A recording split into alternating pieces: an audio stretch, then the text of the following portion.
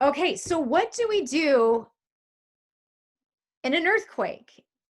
I Okay. mean, you were talking about like if we are in our car, what is the best thing to do? What can happen? What can we do if we're driving in our car? I know Yeah, what to do if I'm at home.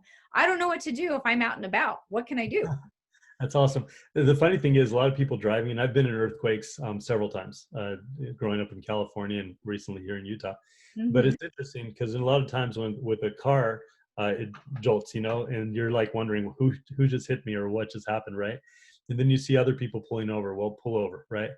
But you mentioned something earlier when we were talking about power lines falling on top of your car, and Yes. that's really interesting because if that does happen, which it does, by the way, people think, "Let me get out of this car as quick as possible." That's probably one of the things you can do to kill yourself as quickly as possible as well. And what happens is when you have power hitting the car, if you put one foot down on the ground and one foot touching the car, heading, touching one of the metals with your hand or whatever like that, you can kill yourself right there on the spot. The electricity uses you as a Mhm. conduit, right? Wow. And so there's ways of getting around that. Where first of all, you don't want to touch any of the metal if you can avoid that. You want to open the car door, and what you want to do is not put one foot touching one. Don't let your body touch the car at the same time as touching the ground.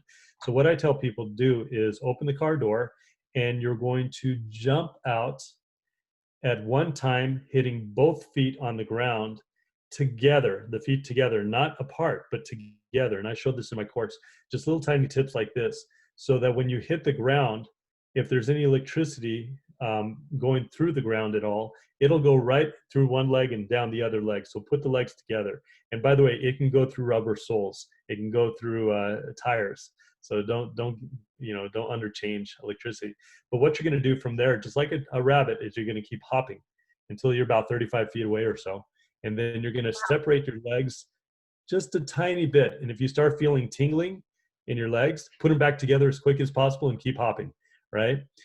If you can't hop, you've got bad knees or whatever, keep your feet together and shuffle like this. Shuffle Yeah. all the way 35 feet until you get there, and then you can separate your legs a little bit. If you feel tingling, keep shuffling, right? And just Yeah. get away from the car. But that's one little fun tip I like to share, but there's a ton of other ones to help people. Okay. So then what would I do if I have to take my kids out of their car seats? Oof, that's a good one. Again, don't touch any of the metal as much as The possible. buckles have metal. Yeah, the buckles are fine because again, there's a seat in between them, and I'm talking the metal on the sides of the car, uh, Okay. stuff like that, right? So in that case, right there, just make sure there's some insulation between the metal, which car seats have plenty of insulation with the plastic and everything else. And then just unbuckle them, take them, hold them, and jump out. Okay. Hop with them. Okay. Marcelo, this is so helpful. If you guys want to get more information about his 7 prep steps, visit 7prepsteps.com. Awesome. Thank you.